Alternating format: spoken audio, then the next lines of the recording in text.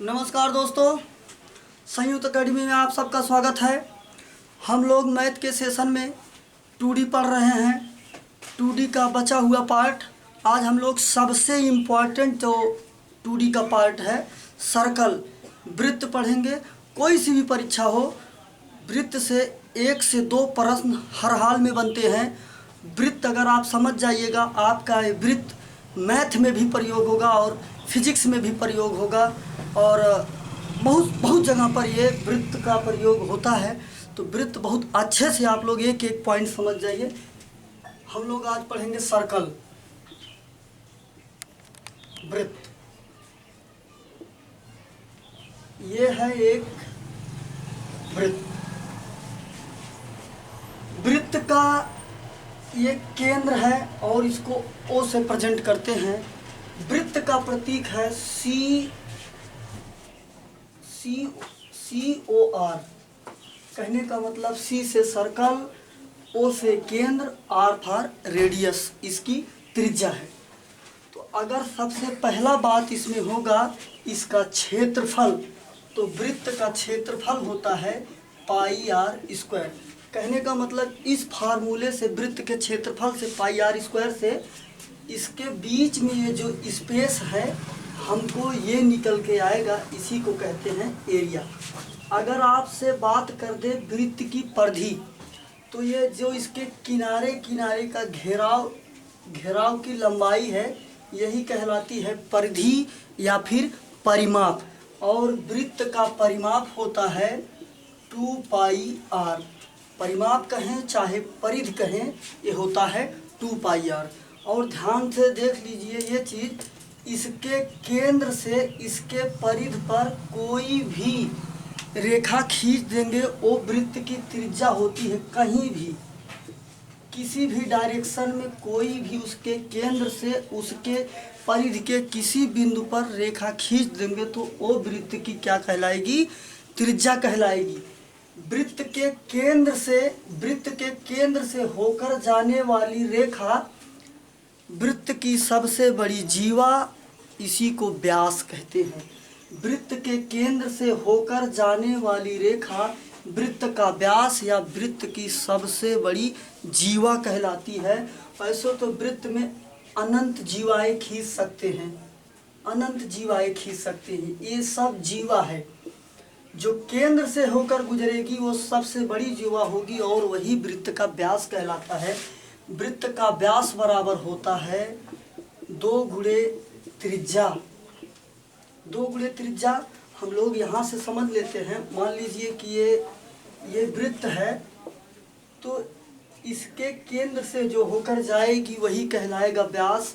अगर इधर आर है, इधर आर है, तो व्यास बराबर 2 गुणे त्रिज्या। ये देखिए r + r 2r हो गया। व्यास को d से प्रेजेंट करते हैं, d बराबर 2r।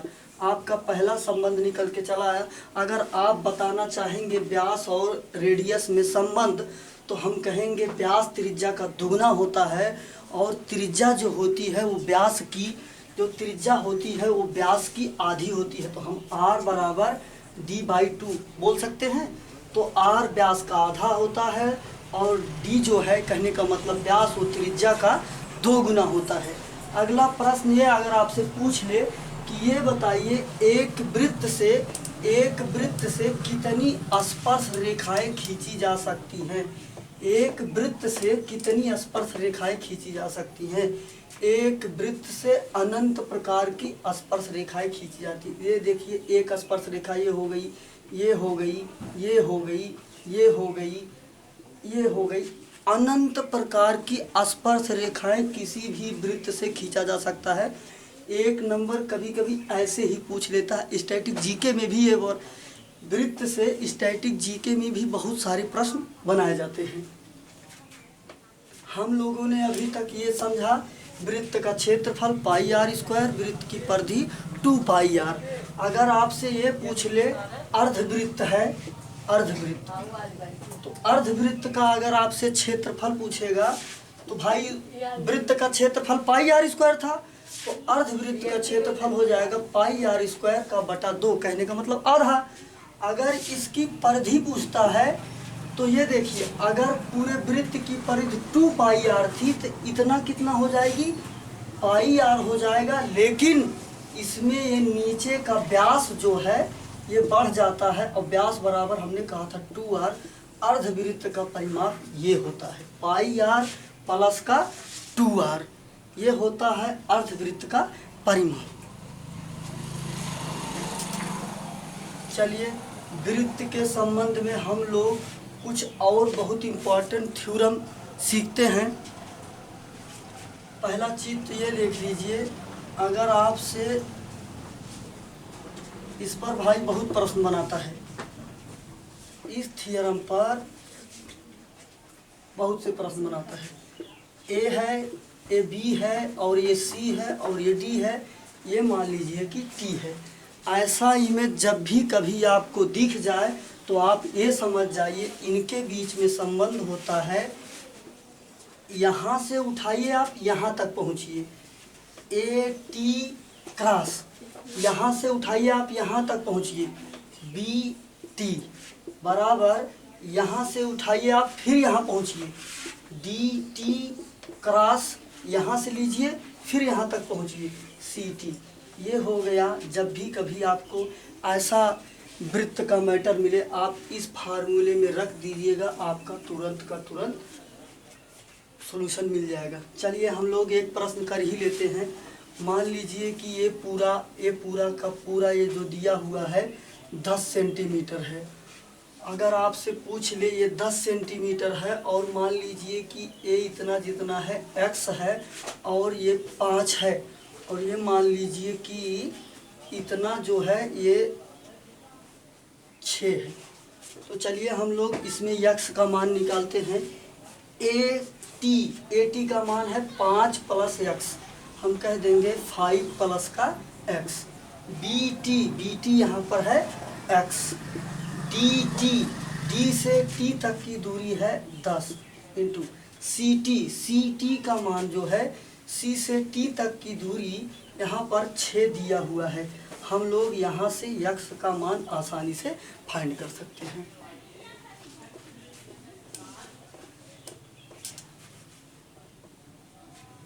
अगला प्रश्न ये अगर आपसे बना दे,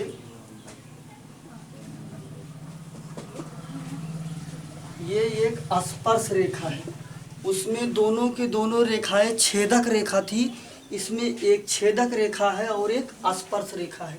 मान लीजिए ए है और ये बी है, और ये मान लीजिए टी है और ये सी है।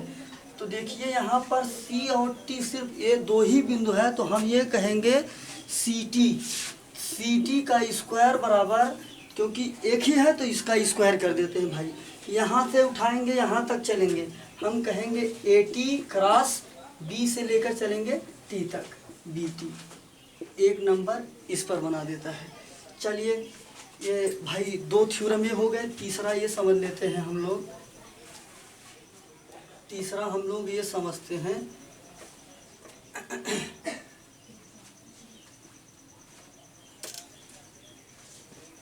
एक वृत्त है ये, और इसकी एक स्पर्श रेखा यहाँ गई है, एक स्पर्श रेखा यहाँ गई है। वृत्त का केंद्र O है, और ये वृत्त की त्रिज्या R है, और एक ये वृत्त की त्रिज्या R है। यहाँ से यहाँ तक ये हमने बढ़ा दिया, A B C कुछ भी ले लीजिए। तो ध्यान रखना बच्चों, यहाँ पर जब भी कभी कोई रेखा किसी पर लंब होती है तो 90 अंश का कोण बनता है। ये देखिए, एक त्रिभुज ऊपर बन गया, एक त्रिभुज नीचे बन गया। अगर यहाँ पर 90 अंश का कोण बना है तो यहाँ भी 90 अंश का ही कोण बनेगा।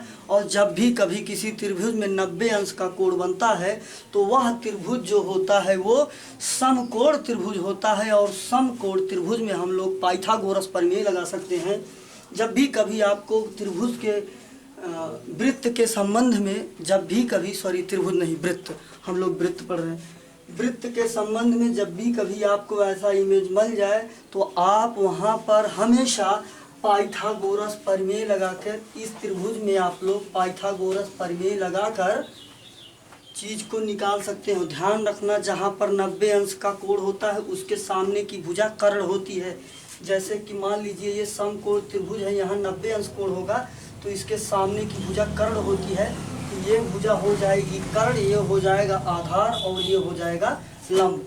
ये भुजा हो जाएगी कर्ण, ये भुजा हो जाएगा आधार, ये भुजा हो जाएगी लंब। पाइथागोरस प्रमेय के सहारे हम लोग इसको तुरंत आसानी से फाइंड कर सकते हैं।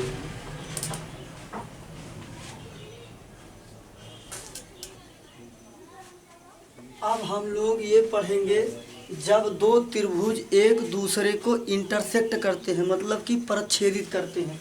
जैसे कहने का मतलब ये है, मान लीजिए कि एक वृत्त ये है और एक वृत्त ये है, ये दोनों एक दूसरे को प्रच्छेदित कर रहे हैं।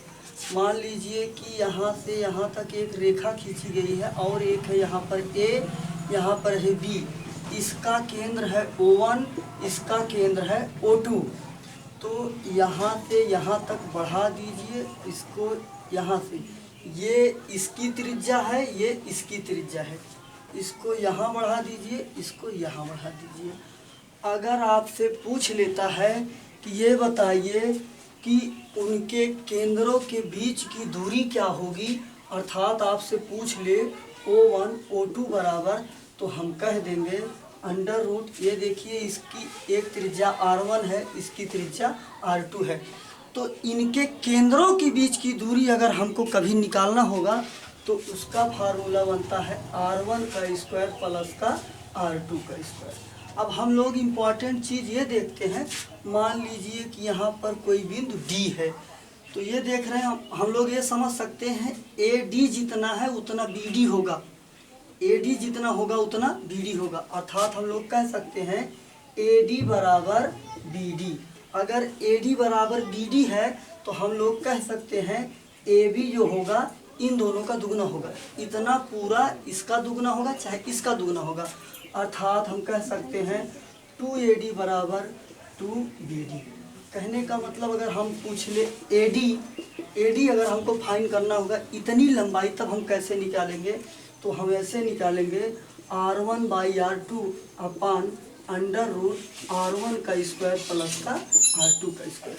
अगर इतना भाई इतना है, अगर AB हमसे पूछेगा AB बराबर, तो इस AD का दुगना हो जाएगा, इसी में दुगना कर देंगे तो यह हो जाएगा 2R1R2 अपान अंडर रूट R1 का स्क्वायर प्लस का R2 का स्क्वायर।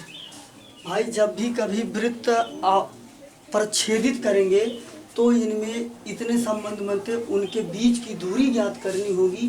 R1 का स्क्वायर प्लस R2 का स्क्वायर रूट कर देंगे।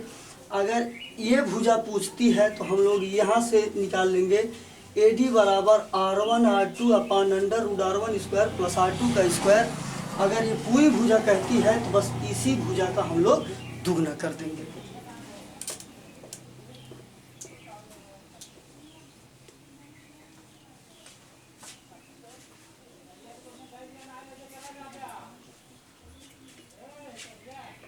अगर आपसे ये पूछ लेता है कि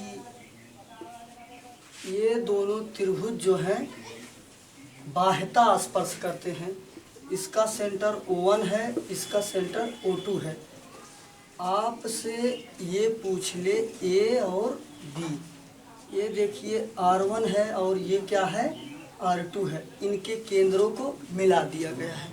अगर आपसे ये पूछ लेता है ये बताइए ये जो AB है, ये जो AB है ये कितना होगा, तो हम AB को फाइंड करने के लिए 2 अंडर रूट R1 और R2 करेंगे।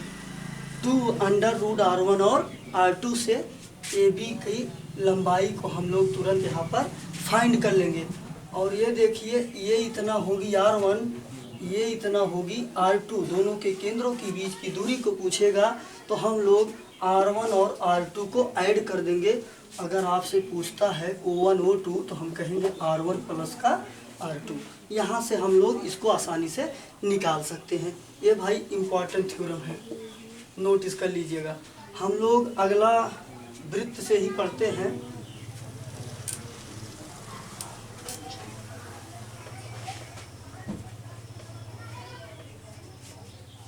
मान लीजिए कि एक वृत्त ये दिया है और एक वृत्त इसके बाहर से है, एक वृत्त इसके और बाहर से है। अगर 3 वृत्त दे दे और तीनों वृत्तों की त्रिज्याओं में अगर आपसे संबंध पूछता है तो ध्यान रखिए, यहाँ पर अगर ये R1 है, ये R2 है और ये यहाँ पर मान लीजिए कि R3 है, तो R1 ratio R2 ratio R3 बराबर √3 रेशियो √2 रेशियो 1। इस संबंध से, रेशियो के संबंध से तीनों त्रिज्याओं के कहीं भी किसी भी कंडीशन को फॉलो करके हम लोग आसानी से समझ के इसको निकाल सकते हैं। और एक होता है वलय। वलय, तो वलय का मतलब ये होता है, जब भी कभी वलय बना देगा तो ऐसे पूछेगा, अगर ये मान लीजिए कि R1 है तो ये कितना हो जाएगा, R2 हो जाएगा। इसका एरिया पूछेगा, वृत्त का क्षेत्रफल होता है πr², तो कह देंगे R2 का स्क्वायर माइनस का R1 का स्क्वायर। दोनों त्रिज्याओं का अंतर ले लेंगे, अर्थात ये जो मोटाई है, ये मोटाई, यही मोटाई होती है R2 माइनस का R1। मतलब बड़ी त्रिज्या में से छोटी वाली त्रिज्या को हम लोग क्या कर देंगे, घटा देंगे।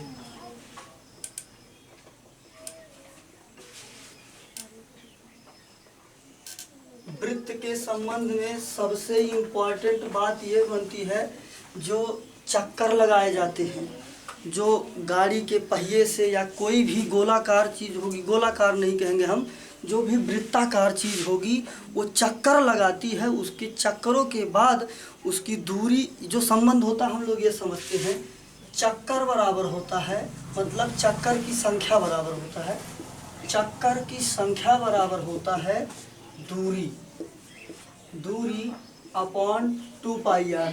तो जब आप 2πr देखते हैं तो आपको तुरंत समझ में आ जाता है, ये 2πr सर्किल से रिलेट करके रखता है। जैसे कि मैं एक प्रश्न इस पे आपको बना के करवा देता हूँ।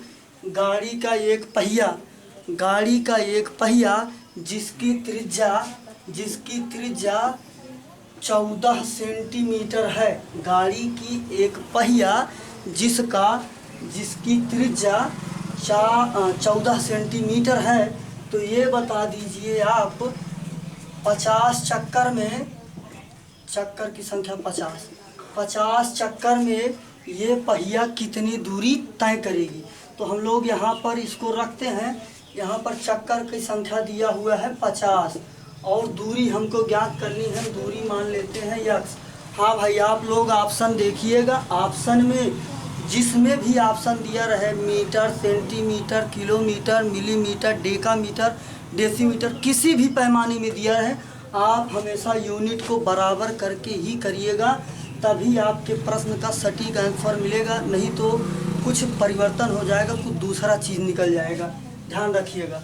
और यहाँ पर हम रखेंगे 2 गुणे पाई का मान रखेंगे 22/7 और त्रिज्या दिया हुआ है 14, हम काट देंगे, 7 दूनी 14, ये आ गया 2 दूनी 4, 88। कहने का मतलब x बराबर 88 और 50, x बराबर 0, 8 5 40, 8 5 40, 4 44।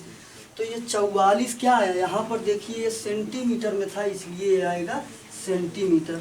कहने का मतलब 50 चक्कर में 4400 सेंटीमीटर की दूरी कवर कर देगा। अगर ये चीज़ हमको मीटर में बदलनी होगी, 1 सेंटीमीटर में 10 की घात -2 मीटर होता है। कहने का मतलब यहाँ पर 2 अंक पर दशमलव लग जाएगा, 44 मीटर बन जाएगा। हम लोग देखिए अभी 2D के जो फार्मूले हैं, जो थ्योरम्स है, हम लोग वो समझ रहे हैं। जब थ्योरम से कंप्लीट हो जाएंगे, जितने भी इस पर प्रश्न बन सकते हैं सभी प्रश्नों को करवा देंगे। यहाँ पर अभी समाप्त करते हैं और 2D में अभी जो चतुर्भुज बचा है वो उसको अलग पार्ट में कर देंगे। फिर उसके बाद 3D में बेलन, शंकु जो भी बचे हैं सबका पूरा मैटर क्लियर करेंगे। फिर जितने न्यूमेरिकल बन सकेंगे उतने हम आपको करवा देंगे। जय हिंद।